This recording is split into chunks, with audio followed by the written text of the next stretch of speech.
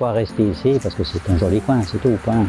Il y a de tout, il y a une bonne mixité de paysages, de production aussi. Ce sont des petites fermes, beaucoup de paysans encore, et aussi une mixité de population. Donc c'est quand même assez agréable pour s'y installer.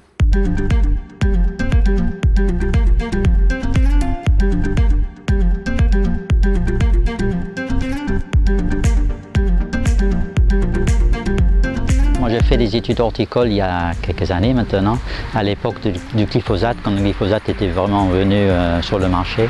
Et j'avais l'impression quand même qu'on a appris simplement à lire des étiquettes sur les bouteilles de produits. Et donc il m'a fallu quelques années pour comprendre que ça me dérangeait quelque part, je ne savais pas pourquoi, et comprendre comment je peux essayer de produire, mais doucement, sans faire trop de mal à ceux qui se trouvent autour de nous.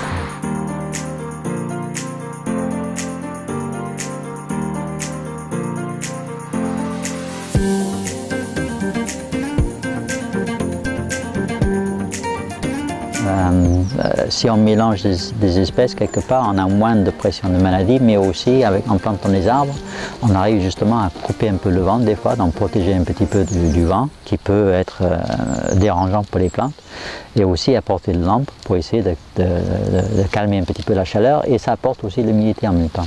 Le fait de faire peu de rendement, ça ne me gêne pas trop. J'essaie de faire des produits qui soient naturels au maximum, donc avec moins d'intrants, puisque je pense que c'est meilleur pour notre santé.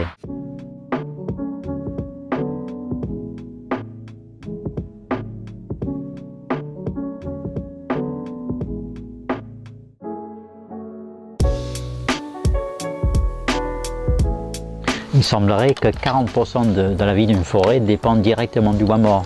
Donc si j'avais enlevé le bois mort ou le bois pour le vendre en bois de chauffage, j'aurais forcément détruit les habitats pour les salamandres et pour d'autres animaux aussi.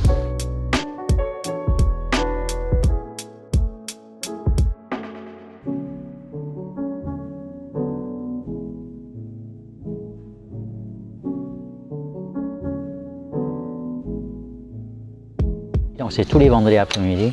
On peut venir avec ou sans ces outils. Moi, je prête ce que j'ai. Partager le moment. On n'est pas obligé de travailler le bois si on ne veut pas. On peut juste regarder ce que font les autres. On peut juste discuter. On peut juste aller se promener si on veut.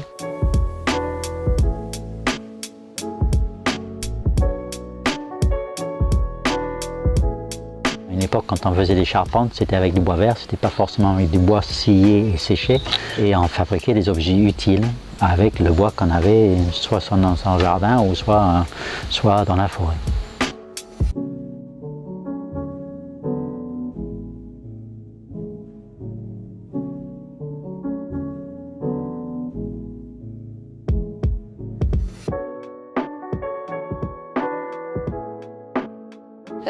On fait des veillées, lectures nocturnes dans les bois. J'ai pu proposer un spectacle avec une danseuse contemporaine qui s'appelle Charlène et autour d'une lecture dans une clairière, danser, c'était génial. C'est des partenaires qui sont vraiment très actifs et dynamiques, c'est super.